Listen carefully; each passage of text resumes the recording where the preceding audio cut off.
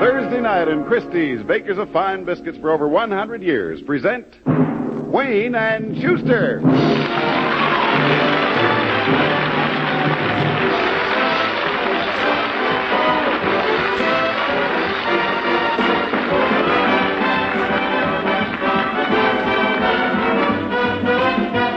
Yes, Christie's, makers of the famous premium crackers, Ritz crackers, and Honey Graham wafers, present The Wayne and Shuster Show with lovely Terry Dale. Samuel Hersenhorn and his orchestra. Ed McNamara and Ben Lennox. Yours truly, Herb May. And starring Christie's Men of the Half Hour, Johnny Wayne and Frank Shuster.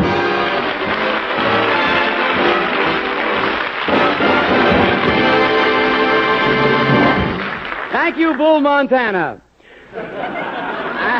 Good evening, ladies and gentlemen. This is Johnny Wayne. Before we begin the show, I'd like to introduce some guests we have in the studio audience tonight. First of all, we have a visitor from England. He's the director of color television for the BBC. He's the man on the fourth row with the monocle and the box of crayons. And in the row behind him is my crazy uncle. Hello, Uncle George. Good old Uncle George, he's really crazy. You know that highway near Fort William that doesn't exist? He parks his car on it. Anyway, tonight... Good evening, Mr. Wayne. Well, Frank Shuster, is it really you? Well, that's the name embroidered on my underwear. You're jazzy, aren't you? Tell me, what's new? Oh, nothing much, Johnny. I took Terry Dale to the movies last night. Really? What was playing? Oh, it was a lovely bill. Gentlemen prefer blondes with selected shorts. That's a nice title. Oh, yeah, it had an all-star cast. Oh? Yeah, there was Victor Monroe and Marilyn Mature. Oh, wait. And, wait a minute. Victor Monroe and Marilyn Mature. Haven't you got that mixed up? Well, I don't know. Victor may not be Monroe, but Marilyn is certainly mature. All right. Hey, anyway, John, it was a lot of fun taking Terry to a movie, except it was a little expensive. Oh? Cost me $2,300. $2,300 to take Terry to a movie? Well, she wanted to go to a drive-in theater, and I didn't have a car. Oh, great. Well, anyway, I was thinking... Must be a used car dealer in the house. I guess so. Did he get the joke a year later? 2 weeks later sometimes. Yes, sir. Anyway, I was thinking, why don't we do our version of Gentlemen Prefer Blondes? Oh, no, Frank. I think we should do something in a cultural vein. Cultural vein? Yes. You know, something different, without laughs. That's different? See what you mean. Oh, Yeah. I saw a movie last night that really gave me an idea for a show. Now, how would you like to play Julius Caesar? Okay, deal the cards. I mean the play. Oh. Shakespeare's Julius Caesar. You mean tonight we're going to do Julius Caesar? Oh, why not? Let's show the world that Wayne and Shuster are not merely buffoons and zanies, but also can play real drama. Yeah. And who knows? If we do a good job, maybe they'll ask us to appear in Stratford this summer in a Shakespeare festival. Oh, John, I don't think so. Are you kidding? When those people in Stratford hear me do this speech, now get this, boy. All right. This was the noblest Roman of them all. All the conspirators, save only he, did that they did in envy of great Caesar. He only, in general honest thought and common good to all, made one of them. His life was gentle, and the elements so mixed in him that nature might stand up and say to all the world, this was a man.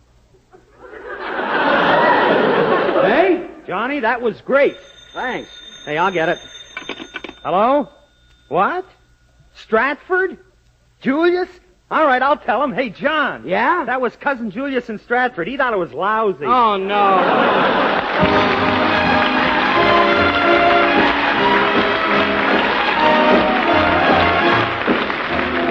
Here's Terry Dale and It's Wonderful. It's wonderful. It's marvelous.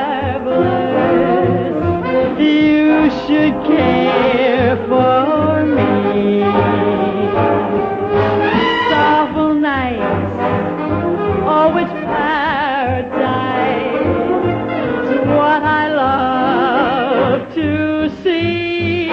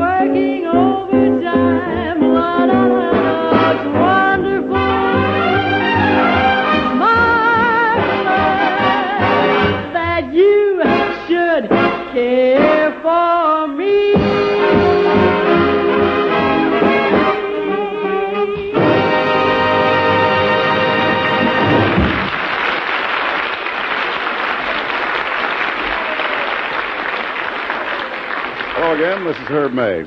You know, February can be a pretty slow month. It's lost between the holiday season and the approach of spring, and both are just out of sight. So let's add a little sparkle. Plan small, informal gatherings. Concentrate on unusual snacks, and keep lots of Christie's Ritz crackers on hand to help. But there's no end to the number of ways Ritz crackers can be quickly prepared to help a snack become a party. Their crisp nut-like flavor blends with so many foods to make any occasion memorable. Of course, cheese is the first cracker compliment that comes to mind. So here's a new way to prepare your favorite Canadian cheese. It's just made to order for Ritz crackers. Melt about a pound of cheese with 6 tablespoons of milk. Add 1 teaspoon of Worcestershire sauce and half a cup of chopped cooked bacon. When this delicious mixture is cool, mold it into a roll, then chill till firm. Now it's ready to slice and place on Ritz crackers. It's simple, it's delicious, it's an easy recipe for unhurried hostesses and happy guests. I wish I had time to give you some more ideas for cheese spreads. I've got lots, but they'll have to wait. In the meantime, be sure to ask your grocer for a box of golden, tasty Christie's Ritz crackers soon. Remember, when you visit the grocer in your neighborhood, ask for Christie's. They're good. Thank you. That was Herb May, and I'd like to say he's very sincere about what he says. Herb eats Christie's. As a matter of fact, he looks like he ate the factory. Anyway, tonight, for a change Johnny, of tempo... Yes, Frank? Look, are you still serious about doing Julius Caesar? I certainly am. Tonight, Frank, we are going to make theatrical history. Now, Johnny, do you think you have the ability to play a serious dramatic role? You know, you've got to have diction. Diction?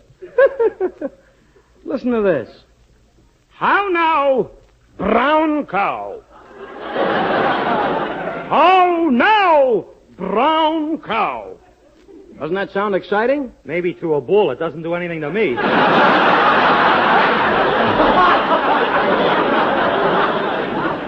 you listen to me. Hi, fellas. What? Hi, fellas. How now, brown cow? That's Herb May. Oh, sorry. He's bigger. Yeah. Hey, Herb, you're just in time to hear some grand news. Frank and I are going to do Julius Caesar tonight. What? I said we're going to do Julius Caesar tonight. Look who's doing Julius Caesar. Wayne and Shuster, the Turkey Brothers. What? What gives you the idea you can act? Well, you kidding? Listen to this, May. The play's the thing, wherein to catch the conscience of the king. Shakespeare. Or if you prefer, bacon. I prefer ham. That's why I work with you. I prefer ham. You're a swift Canadian. Yeah.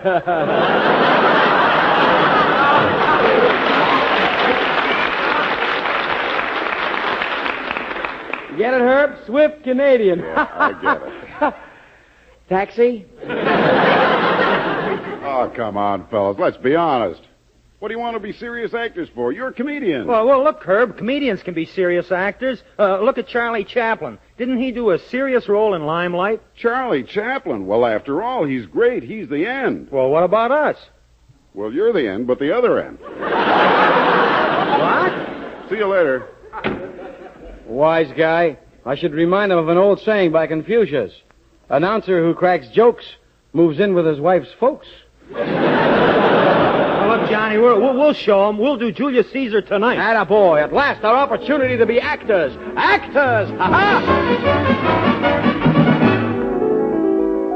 Let's all give a cheer for the theater. Hooray! Let's all give a cheer for the theater. Hooray! It is such a noble profession. What? The legitimate theater, if you'll pardon the expression. Aha! An actor's life is a life that's really grand. An actor's life is a life that beats the band. There's no business like show business. It's full of thrills. There's always a crowd waiting for you, especially if you don't pay your bills. An actor's life is a life that's full of fun. An actor's job is a very pleasant one. You sleep in every morning and you don't get up till 3. $500 every week, that is your salary. For making love to actresses, I do it all for free. It isn't hard to understand. An actor's life is really grand.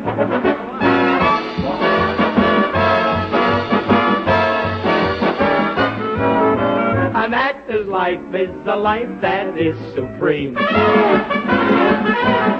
An actor's job is a job that's just a dream. Oh, there's no people like show people. Makeup on our skins. You just can't tell where we end off and Helena Rubinstein begins. An actor's life is a life that's really fine. An actor's life is a life that is divine. Last night we had a heckler sitting in a front row seat. He started throwing vegetables. He threw them at our feet. But we threw back the vegetables and we demanded meat. An actor's life is really very grand. There's money now in acting, and we have the proof. $100 on TV for simply saying poof. An actor's life is a life that's really grand. Encore.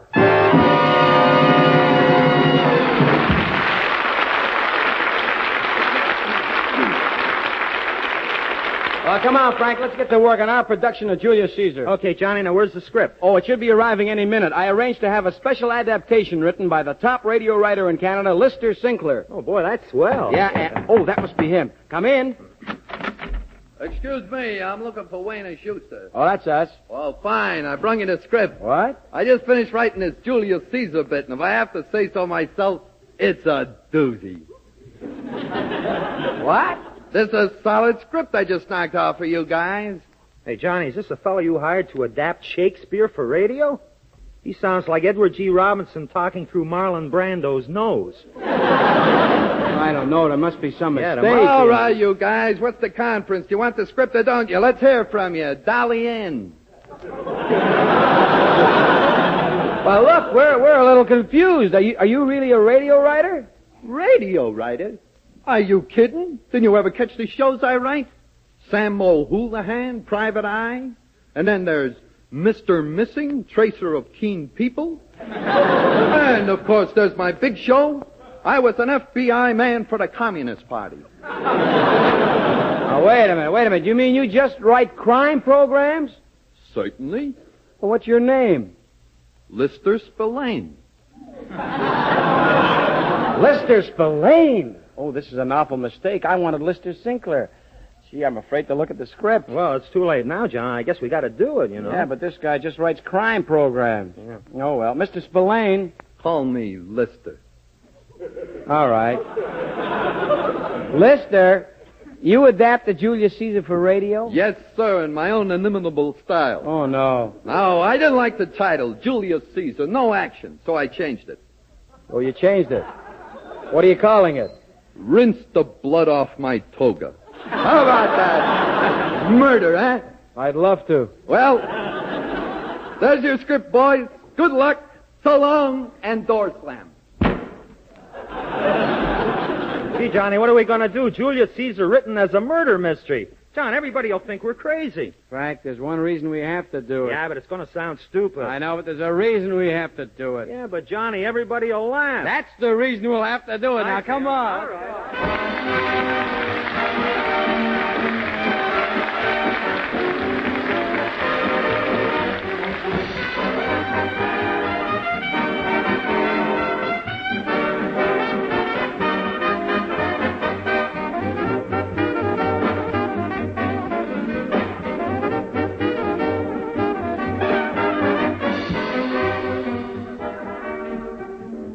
And now, friends, our two stars present something new in radio drama. A Shakespearean classic adapted by a writer of modern crime programs. Here, then, the Lister Spillane version of Shakespeare's immortal Julius Caesar, entitled Rinse the Blood Off My Toga.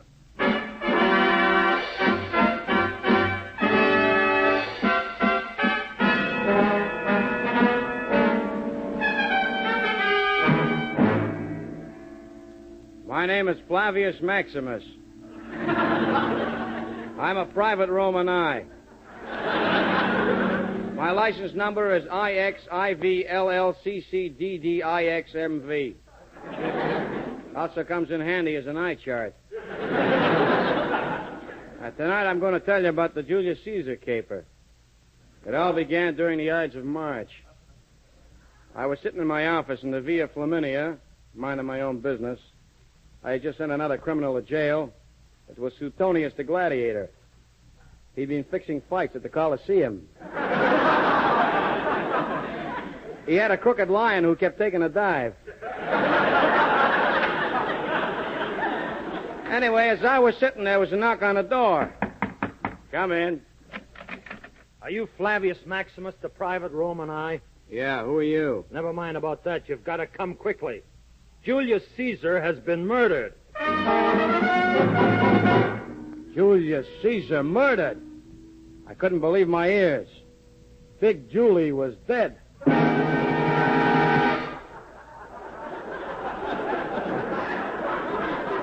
That's right, Flavius. He was killed just 20 minutes ago. Happened in the Senate. He was stabbed. Stabbed, eh? Yeah, right in the rotunda. Hey, what a painful spot. Yeah. I had a sliver there once. Well, look, I came to you right away, Flavius, because you're the top private eye in Rome. You'll find the killer. Well, thanks. After all, you're the guy who got Nero. Sent him up on that arson rap.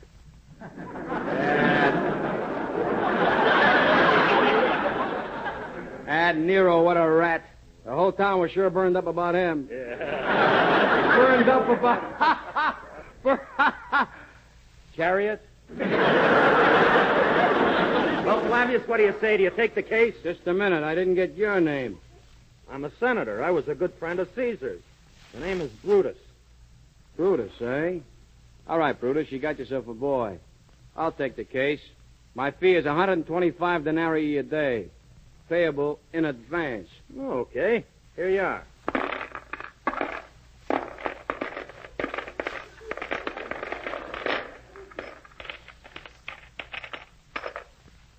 You're one short.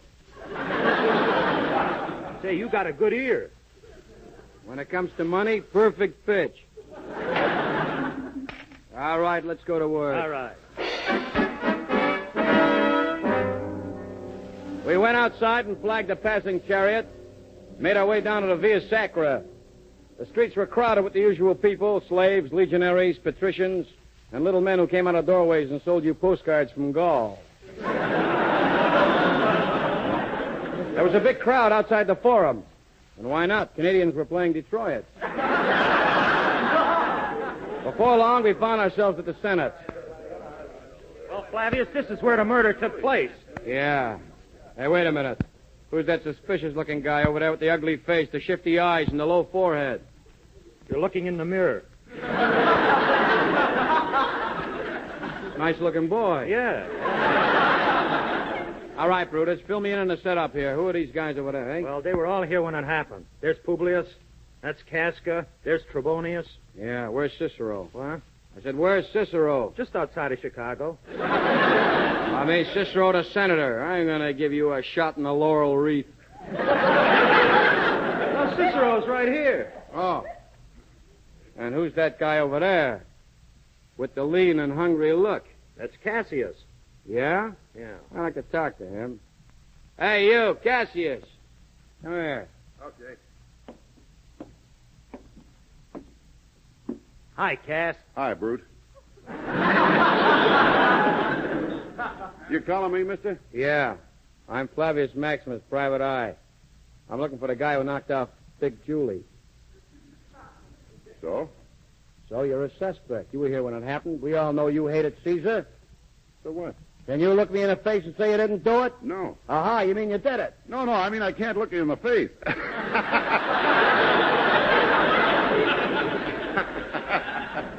Hi, Brute. Hi, Now Cass. cut it out! Cassius, I got a feeling you're in on this, because you got that lean and hungry look. Well, there's a reason for that lean and hungry look. I keep thinking about those wonderful Christie's biscuits. What? Yes, Christie's biscuits won't be discovered for another 1,800 years, and that's why I'm so sad. That's why I look so lean and hungry. They stabbed the wrong boy.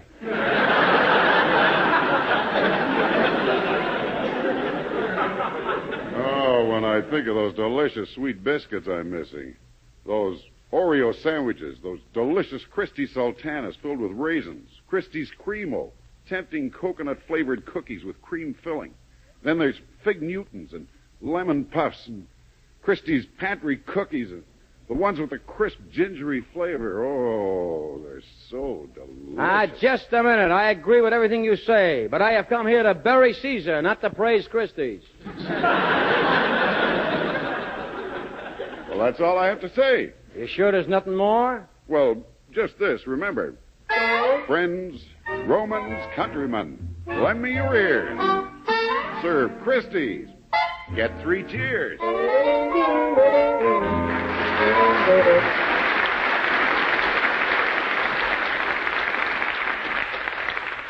Thanks, Herb. Now back to Chapter 2 of the Lister Spillane version of Julius Caesar. Rinse the blood off my toga.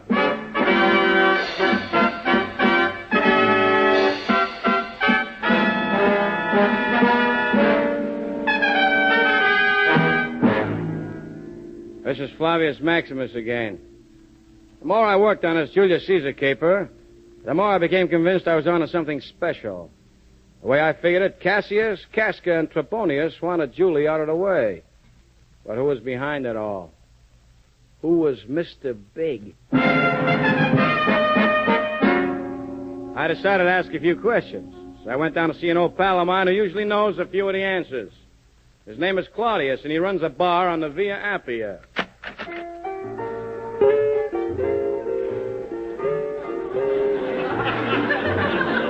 It's just a little place, a few tables, and a guy in a corner playing a hot lute. I went up to the bar. Hiya, Flavius. Hello, Claudius. What's new? Nothing. What are you drinking? Give me a Martinez. You mean martini? If I want 2, I'll ask for them. For Latin students, this is a laugh. While you other people go to school. Anyway, Claudius, look, I'm working on this Julius Caesar kill. Yeah? Well, I got to figure there's a Mr. Big in the background. Heard anything around town? Yeah. I think I can tell you who Mr. Big is. Go ahead. His name is... Ow! That's a funny name. Must be a Greek. Hey, Claudius! Claudius! I would never get any more conversation from him. He was dead. This was shaping up bigger than I thought. Suddenly I looked up and Brutus was standing there. Hello, Flavius. Brutus, what are you doing here? Yeah, I was looking for you. Hey, who's that on the floor? That's Claudius, the bartender. Hey, that's a funny place for him to carry a knife in his back. He's dead. Oh. He was stabbed through the portico. Gee, that's even more painful than the rotunda. Yeah. Anyway, what are you doing here? I was looking for you. I think there's a break in the case. Oh, what's up? Mark Antony is leaving town. Mark Antony leaving town, eh? Yeah, I saw him walking down the Via Flaminia with a big sack over his shoulder. Well, we're looking at that right now. Come on. All right. We grabbed a passing chariot and hustled down to the edge of town, and sure enough, there he was, Mark Antony. All right, hold it, buddy. Oh, what? Who are you? Flavius Maximus, Private Roman I. Want to talk to you about the murder of Julius Caesar. I don't know nothing about it. He was my friend. Your friend, eh? Why, sure. Why, I made the funeral oration. I stood over his body and spoke to the people of Rome. I said, friends, Romans, countrymen, lend me your ears. Yeah? What do you got in that sack? Ears?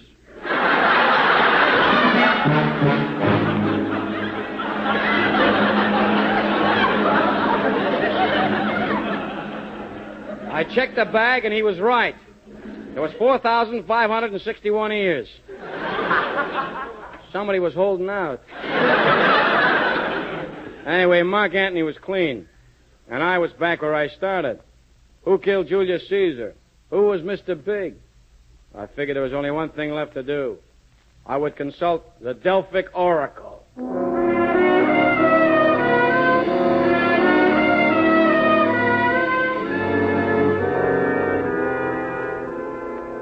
I made my way to the cave of the Delphic Oracle, and as I approached, the Delphic Oracle spoke.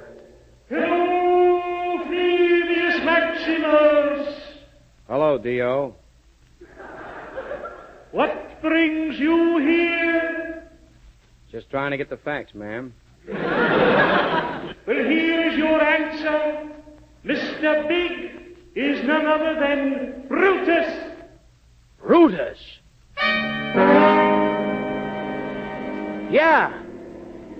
Yeah, it was Brutus. Things were beginning to add up. I put two and two together, and it came out I.V. It was clear now. Brutus was around when Caesar was stabbed, and he also knocked out that bartender. I walked quickly to Brutus's villa and knocked on the door. Oh, hail, Flavius. Hail, Brutus. Mind if I come in? No, not at all. Thanks. Well, how's the case coming? Got it all buttoned down. I got the killer. You've got the killer? Who? Well, first, I got some questions to ask you. All right. Mind if I pick my own category? I'll take famous composers. Okay, here's your first question for $1. Wait a minute! What? All right, let's not play games, Brutus. Or should I say, Mr. Big? What are you getting at? If the sandal fits, wear it. What? You're the guy who killed Caesar, aren't you? Aren't you? All right, Flatfoot, I admit it. I did it.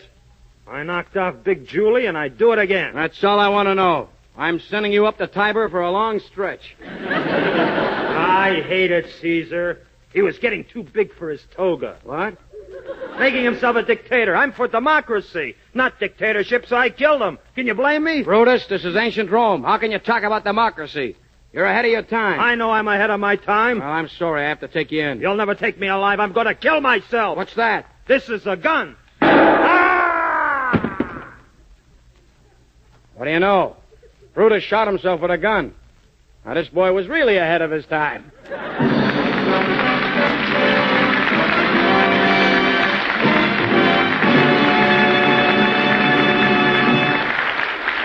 This weekend, don't forget Christie's famous line of dessert biscuits. For example, Christie's Cremos are those delicious coconut-flavored cookies with the finest cream filling. They're crunchy and tasty, just right to eat with a fruit punch on a blustery night. Ask for Christie's Cremo soon.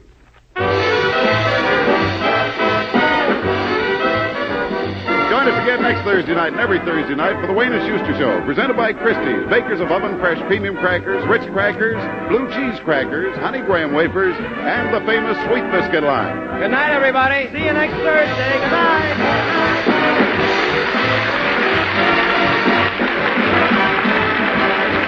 The Christie Show is written and directed by Johnny Wayne and Frank Shuster. Musical arrangements by Johnny Dobson. Production by Jackie Ray.